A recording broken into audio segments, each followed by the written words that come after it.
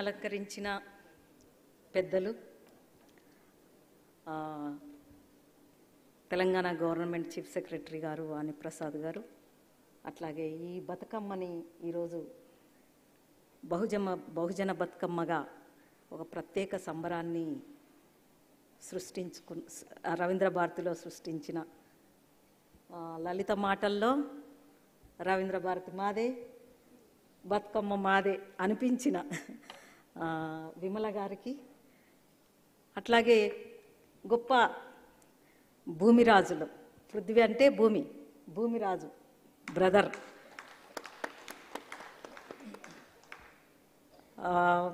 అట్లాగే వహీద్ బాయ్, మాకు ఎప్పటి నుండో తెలుసు. నా కథలని ఆయన ప్రింటింగ్ ప్రెస్లో రోషిని గ్రాఫిక్స్లో నా కథలని పబ్లిష్ చేశారు.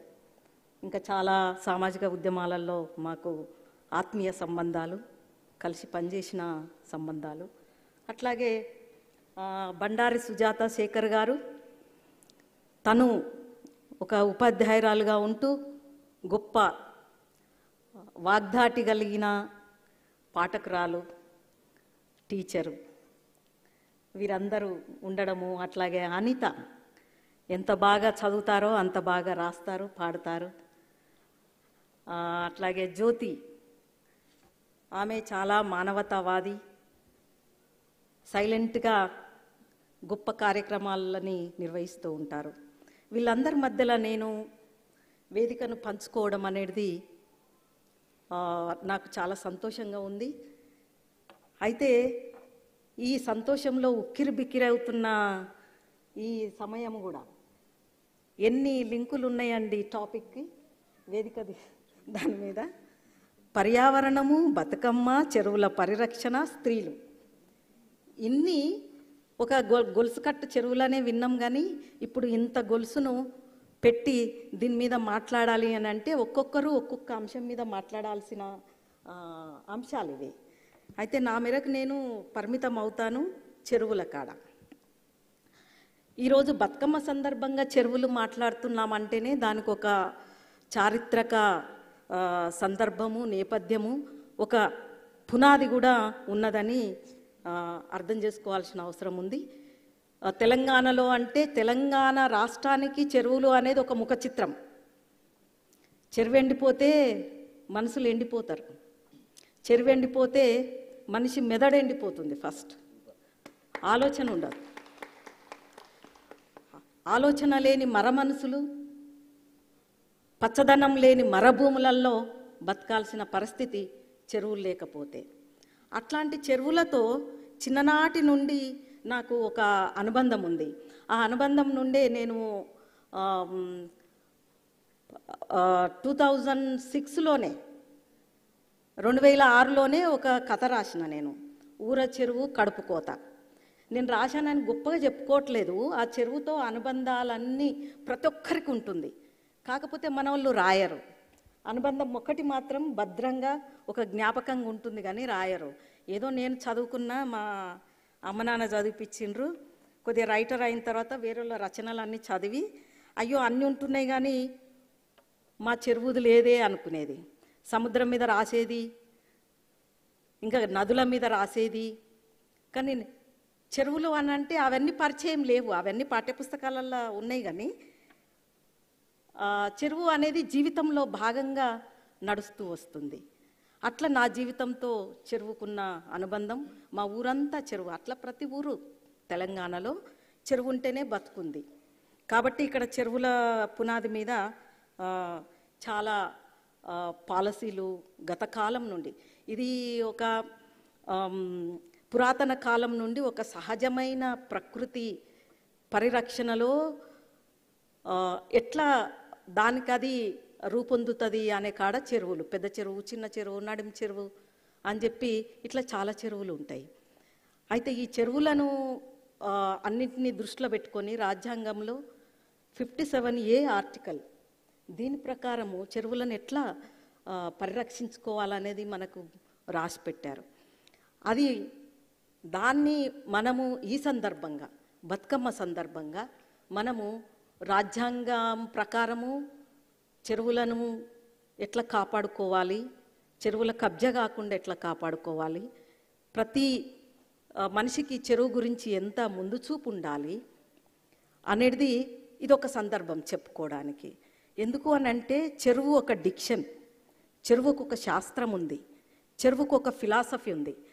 దాని ప్రకారం చెరువును మనము చూడాల్సిన అవసరం ఉంది. ఇప్పుడున్న రోబోటైజేషన్, మెకనైజేషన్ వీటన్నిటిలో చెరువు అంటే కేవలం ఏదో ఒక నామమాత్రంగా చూస్తున్నాం మనం. అందుకని తెలంగాణ వచ్చిన తర్వాత చెరువుల ప్రాధాన్యత చెప్పడం అర్థమైన తర్వాత సడన్గా అప్పుడు బాగా వర్షాలు పడి చెరువులు నిండినాయి. అప్పుడు ఆ జనరేషన్ ఆ చెరువులను పరిచయం చేసుకుంది. తెలియక చెర్లలో పోయి చాలామంది మునిగిపోయి చనిపోయినరు. ఇక్కడ చెరువు ఉంటుందనే విషయం కూడా తెలియక చిన్నపిల్లలు మర్చిపోయినరు. ఆ చెరువులు ఎండిపోయిన తర్వాత పెద్దవాళ్ళు పిల్లలకు చెప్పడం కూడా మర్చిపోయినరు. అది కొంత పాలసీలల్లో కూడా నాయకులు కూడా కొంత నిర్లక్ష్యం చేసిర్రు. ఆ నిర్లక్ష్యాలన్నీ ఊరోళ్ళకి అర్థమవుతాయి, కానీ నాయకులు వాటిని పట్టించుకోరు. ఫర్ ఎగ్జాంపుల్ మా ఊర్లో చెప్తాను, మా చెరువు తూముకు అడ్డంగా రోడ్ వేసేసిండ్రు, తూమును మూసేసిండ్రు రోడ్డుతోనే. ఇంకెక్కడికి వెళ్ళాలి, నీళ్ళు ఎటు పోవాలి అంటే చెరువు మెల్లమెల్లగా కూడుకుంటుంది అన్నమాట, కూడిపోతుంది. అందుకే నేను నా కథలో 30 ఎకరాల చెరువు 3 గజాలల్లో అయిపోయింది. ఆ కథనే ఆ ఊరులో ఒక పిల్లకి చెప్పుకుంటుంది తన కథ. అంటే నా కథ నీకు తెలుసా, నా కథ ఇది అని చెరువే చెప్పుకుంటుంది. అది ప్రతి ఊరు చెరువు అన్నమాట.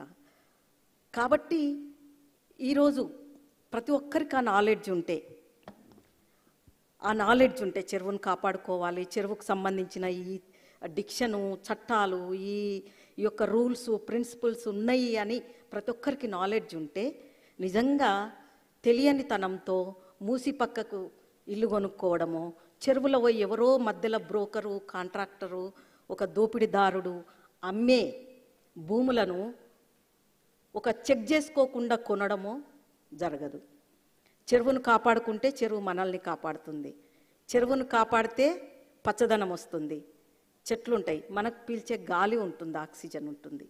కాబట్టి మన రాష్ట్రం నుండి చాలామంది వేరే దేశాలకు పోతారు. అదే నాకు అర్థం కాని ఒక క్వశ్చన్ ఏంటంటే, చాలామంది వేరే దేశాలకు పోతారు, అక్కడ ఉండే చెరువులకి, నదులకి ఒక పద్ధతి ప్రకారం కాపాడుకుంటారు అన్నమాట. ఆ నీరు అంత దూరం ఉంటే ఇక్కడ దాకా మనుషులు మధ్యలో అంతా పూల చెట్లు, మెట్లు, ఒకవేళ ఆ వాగు నిండి, నది కానీ చెరువు కానీ నిండి పైకి వచ్చినా అక్కడ దాకానే ఉంటుంది, మనుషులు వెళ్ళడానికి రాదు. అదొక రూలు అక్కడ ఉంటుంది. ఇక్కడ ఆ రూల్ పాటించట్లేదు. అది దాదాపు నాయకుల నాలెడ్జ్ నుండే అది నిర్లక్ష్యానికి గురవుతుంది అనేది నేను గమనించిన విషయం అది. కాబట్టి ఈరోజు బతుకమ్మని ఆ రకంగా చూడాల్సిన అవసరం ఉంది అని నేను అనుకుంటున్నా. బతుకమ్మ అంటే ఒక సంస్కృతి, బతుకమ్మ అంటే ఒక అస్తిత్వం, బతుకమ్మ అంటే ఒక సాంప్రదాయం. అసలు బతుకమ్మ సందర్భంగా చాలామంది ఆడవాళ్ళు ఏదో ఒక చెరువు దగ్గర పోయి ఒక నల్ల మట్టిని తీసుకొని, అందరు కుంకుమార్చన అంటారు కదా, నల్లరేగటి మట్టి ఆర్చన చేస్తే ఆ కట్టలు పెరుగుతాయి. ఆ కట్టలను పెంచి లోపల నీళ్ళని మనము కాపాడుకోవాల్సిన అవసరం ఉంది. ఎందుకు అని అంటే వెనకటికి చాలా కథలు ఉంటాయి. ఆ గాలే మోసుకొస్తుంది మనకి. ఆ గాలి మన చర్మానికి, మన అవయవాలకు తెలియని, వినపడని ఒక శబ్దాలని మనకి వినిపిస్తుంటుంది. అందుకే చెరువు కట్టవగిలే ముందు కొన్ని ధ్వనులు వస్తాయంట. కొన్ని ధ్వనులు, ఒరే లేవండ్రో, కట్ట పలిగేటట్టున్నది లేవుండ్రా అంటే అందరు దిగ్గున లేచి దూరం వెళ్ళిపోయే కథలు ప్రతి ఊరుకున్నాయి.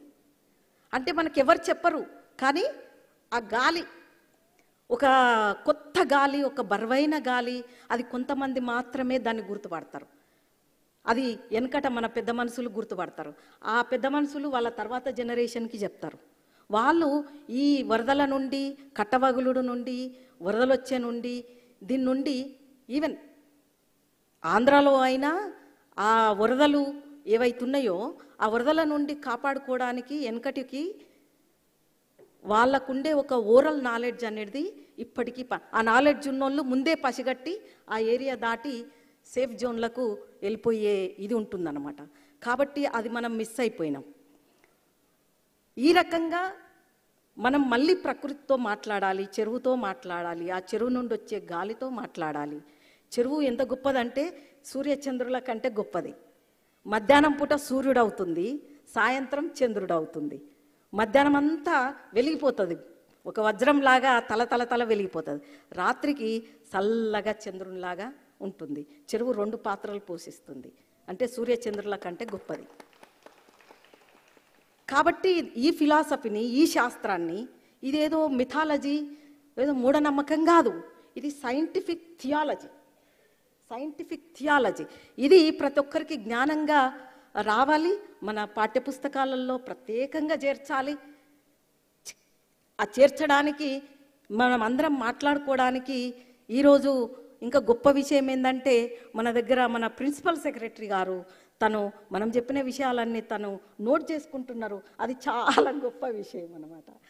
ఈ రకంగా ఉన్నప్పుడు చెప్పుకునే వాళ్ళు చాలామంది వస్తారు మేడం.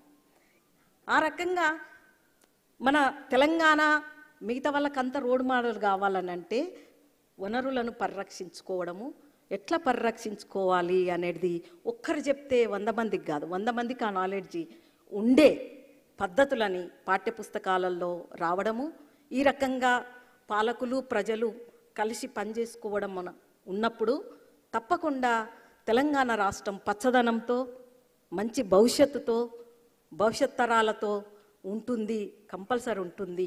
పోరాటాలు చేసే అవకాశము ఇవ్వదు, మనసులను అలజడికి గురి చేసే పరిస్థితి ఉండదు, చదువుకు దూరం చేసే పరిస్థితి ఉండదు, అనారోగ్యానికి గురి చేసే పరిస్థితి ఉండదు.